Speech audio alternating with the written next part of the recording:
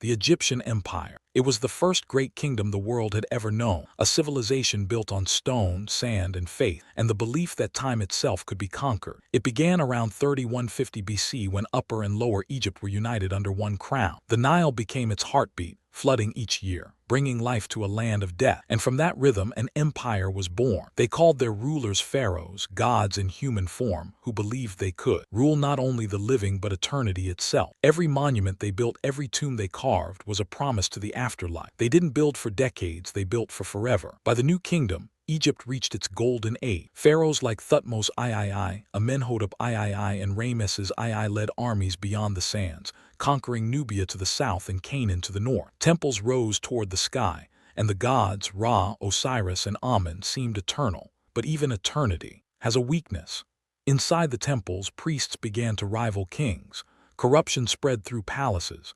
The Nile's floods, once so faithful, grew uncertain. Harvests failed and faith faltered. Then came Akhenaten, the heretic pharaoh. He abandoned Egypt's ancient gods for one, the Aten, the sun itself. For a moment he believed he could reshape eternity. Instead, he broke the foundation of his own empire. After his death, his name was erased, his city abandoned, and his faith forgotten. By the time of Ramesses III, Egypt was fighting on every front against invaders, hunger, and itself. Peoples came from the north. Libyans raided from the west. Each victory cost more than the last until even triumph felt like defeat. When Ramesses XI died around 1070 BC, the empire split in two. Priests ruled the south. Generals ruled the north. The kingdom that once built pyramids for gods could no longer feed its own people. And yet they refused to accept death. They mummified kings, carved prayers into stone, and filled tombs with gold, convinced life would continue beyond the veil. They built for the next world because they knew this one wouldn't last. The Egyptian empire didn't fall in a single night. It faded slowly across centuries. It chased immortality and found only ruins. But maybe that's the secret. Because while every empire since has risen and fallen, only Egypt still stands. Not in power, but in memory. The Roman Empire. Rome wasn't built in a day, but it fell in slow motion. It began as a dream in the dust, a small kingdom by the Tiber River that would one day rule the known world. Founded, they said, by brothers raised by a wolf, Romulus and Remus. Its origins were half myth, half prophecy. But the legend became real. Through discipline, ambition, and the promise of eternal glory, Rome rose from a humble village into an empire that would shape the next 2,000 years. By the first century, Rome had become the beating heart of civilization. Its roads stretched for 50,000 miles, binding together more than 70 million people. Its armies marched with precision. Its laws defined justice, and its architecture reached for the heaven. The Colosseum, the aqueducts, the marble forums, they weren't just monuments. They were proof that Rome believed it was eternal. Under Augustus, the first emperor, came the Pax Romana, 2 centuries of peace and prosperity. Trade flourished, cities glowed with art and knowledge, and from Britain to Egypt, the eagle of Rome cast its shadow. To the world it seemed unstoppable, an empire blessed by the gods, but even gods cannot stop decay. Wealth bred corruption. Senators sold their loyalty. Emperors rose and fell, some murdered by their own guards before sunrise. The people, once proud citizens, became spectators, fed on bread and entertained by blood. Rome's strength turned to spectacle, its unity to chaos. Then came Constantine the Great, the emperor who sought to restore Rome's glory. He embraced Christianity, reshaped its faith, and in 330 AD moved the empire's capital east to Byzantium, later called Music Constantinople. But in doing so, he split the empire in two, east and west. 2 Romes, 2 destinies. The eastern half would endure, but the west grew weak, drained by wars and greed. Barbarian tribes pressed harder at the borders, sensing the cracks in an empire that once seemed immortal. In 410 AD, the impossible happened. Rome was sacked by the Visigoths, and in 476 the last emperor, Romulus Augustulus, was deposed. The eternal city, the empire that ruled the world, had fallen, but perhaps that was always its destiny. Rome's greatest enemy was never the barbarians at its gates. It was time, patient, silent, and undefeated. The Mongol Empire. An empire isn't always born from stone and cities.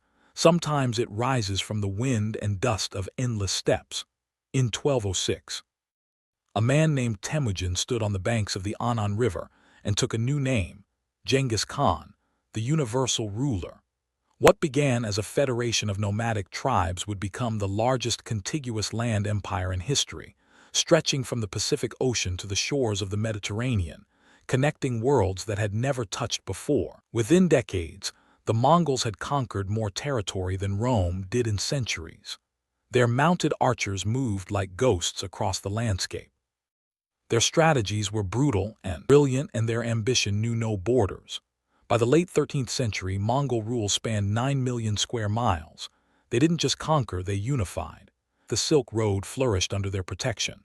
Ideas and goods flowed freely between East and West, and for a time it seemed that the Mongol peace, the Pax Mongolica, might last forever. But empires built on conquest carry the seeds of their own destruction. The cracks appeared not from outside enemies, but from within. The royal family itself. When Murk Khan died in 1259, his brothers went to war. Kublai Khan claimed the throne in China, but Erik Berk declared himself ruler in Mongolia. Civil war erupted. The empire that had been forged by one man's vision began to splinter under the ambitions of his grandsons. By 1294, when Kublai died, the Mongol Empire had fractured into 4 separate khanates, each pursuing its own path, its own identity. And then came something no army could defeat: the Black Death. The plague swept through the empire in the 1340s, killing millions, severing trade routes, and plunging the khanates into chaos. In China, the Mongol rulers grew distant from the people they governed. They never understood the agricultural heartland they controlled, never truly connected with Chinese civilization. Peasants revolted, not at first as nationalists, but as desperate farmers crushed by taxes and neglect. A former monk named Zhu Changba led the rebellion, and in 1368 he drove the Mongols from Beijing, founding the Ming dynasty. One by one, the khanates crumbled. The Ilkhanate fell in 1335. The Yuan dynasty fled to the steppes. The Golden Horde fractured into warring tribes. By 1687, the last remnants had vanished. The Mongol Empire had ruled the world, but it could not rule itself, for in the end, the greatest threat to any empire is not the enemy at the gate, it's division, disease, and the quiet rebellion of those that forgot to understand. The British Empire. There was a time when the world was painted red, an empire so vast, so powerful that the sun never set music on its territories because somewhere a British flag was flying under daylight. At its height in 1920, the British Empire ruled over 412 million people, nearly a quarter of humanity, and stretched across music, 13.7 million square miles. From the deserts of Africa to the jungles of Asia, from the frozen north of Canada to the islands of the Pacific, Britain commanded them all. It had risen through naval supremacy, industrial revolution, and ruthless ambition. Its ships controlled the oceans, its banks controlled the trade, and its culture spread across continents. The Pax Britannica, the British peace, defined an entire century. It seemed eternal, unshakable, destined to last forever. But ambition, unchecked, becomes its own prison. The First World War shattered the illusion. Britain emerged victorious. Its territory expanded to the largest it would ever be, but at a devastating cost. Millions dead, the economy strained, and a generation lost. The empire had grown too vast to defend, too expensive to maintain. And across its colonies, whispers of independence began to rise. Then came the Second World War. Britain stood defiant against Nazi Germany, but the cost was catastrophic. By 1945, the nation was essentially bankrupt, surviving only through a massive American loan. The fall of Singapore in 1942 had shattered British prestige in Asia. The impregnable fortress had fallen in days, revealing to the world that Britain could no longer protect its empire. The balance of power had shifted. The United States and the Soviet Union now stood at the center of the world stage. In 1947, India, the jewel in the crown, gained independence. 14 million people were displaced in the partition. The empire's greatest possession was gone. But the final blow came in 1956. At Suez, when Egypt's Nasser nationalized the Suez Canal, Britain invaded, but America refused to support the operation and threatened to collapse the British currency if they didn't withdraw. Humiliated, Britain retreated.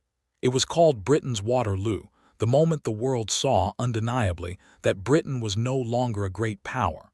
The wind of change swept through Africa in the 1960s. Colony after colony declared independence. By 1997, when Hong Kong was handed back to China, the empire was gone. The British Empire hadn't been defeated by enemies. It had been exhausted by 2 world wars, bankrupted by its own ambitions, and abandoned by history. For in the end, even the empire on which the sun never set must face the night. If you made it this far, thank you. Make sure to subscribe for more stories like this, and let me know in the comments which moment in history you'd like to see next.